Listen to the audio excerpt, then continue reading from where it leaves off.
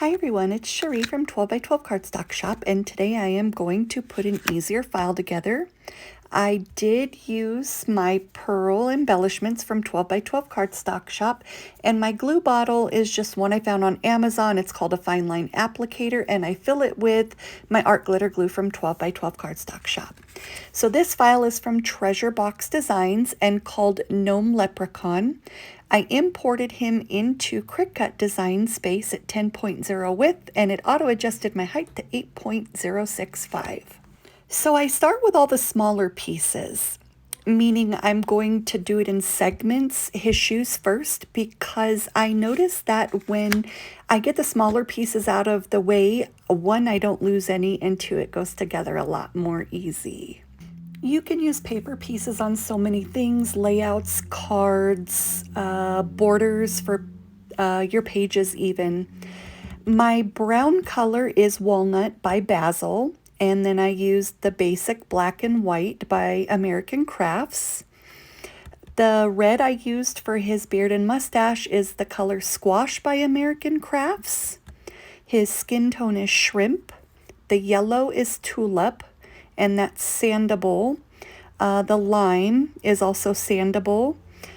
Granny Smith, which is another green, is Basil. So those are the base colors I used. Oh, and Emerald is the dark green by American Crafts. You can go to 12 by 12 Cardstock Shop and just put those names in. It'll pull up the colors for you. They're all available. I went online and checked. They still are for sale because some colors I've had for 20 years, as I used to buy in bulk when paper would go on sale at Joann's before we had the ease and access to online ordering. So the shoes come with the top portion and the back portion. The top portion has the cutout where the tongue would be, and the base portion is the solid with the tongue not cut out. The tongue is actually there. And then I put the sole on and the laces. They are going to overlap. And what I did in order to make sure that I had them in the right place was to make sure that I could not see any of my glass mat underneath the shoes. I didn't speed the video up too much just because I wanted to make sure that I covered all bases, as we are getting a lot of newer scrapbookers, and I want to include everybody. I don't mind doing intermediate pieces, advanced pieces, and beginner pieces. And what you saw in the beginning where he was just laid on top of each other is called dry piecing. One, that makes sure I have all of my pieces, and two, that they're in the correct order.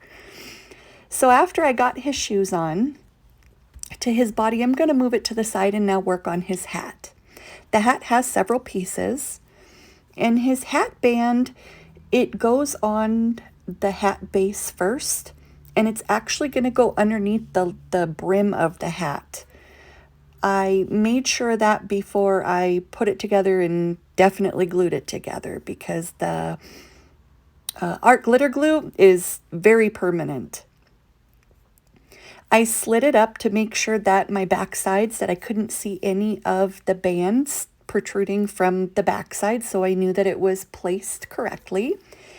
And now I'm going to put his brim on. Now you can cut out that yellow is the tulip color I was mentioning, and I also cut the flower circles out in the same color, but I used pearls for that. And this is yellow glitter cardstock, just because I try to utilize things over and over to ensure that I'm giving you guys more uses than just one-time uses. Now all the flowers, the white ones, come with the file, but I just took it up a notch and dug out my Prima flowers, which I've had for probably 15 years. I did find some 2 years ago at Michael's, and they were being discontinued. They were by Recollections. I'm not sure if they're even still available or where to look. I know that people do make them on eBay, but I prefer to get them in a jar just because the quantity for the price is a lot better. Now his beard, because there is no base piece to this to actually layer, it's a lot of eyeballing and where you want it to go. I overglued the back because I don't trust myself gluing the front, as I don't want glue to show from under his beard onto his tummy. So I just wiped off the excess off the back. On the top of his beard, there's a rounded part, and the hat actually lines up with that. So as long as your round corners line up with the round corners on the beard, it'll be perfect. Now those little notches on the bottom of the brim of the hat of his beard, the mustache, the top part of the mustache are going to line up right over. You don't have to push them down to make them stick. It's just for placement. And that does make the file a lot easier. And if you notice there's a ridge on the top of the mustache, his nose goes right on top of that. The Prima flowers, I would say check Etsy because I did see them on Etsy and I have them in every color. I've had them for a long, long time, and there's some bottles have 50, some have 200. I've been collecting them for a long time just because I do use them here and there, especially during Easter and spring. Now I glued the back of his arm onto the back of his body.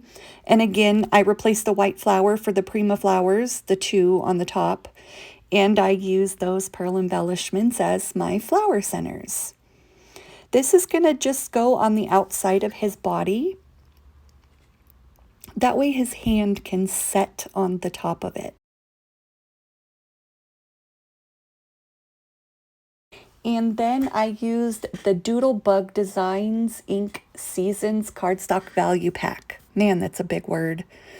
And here it is right here.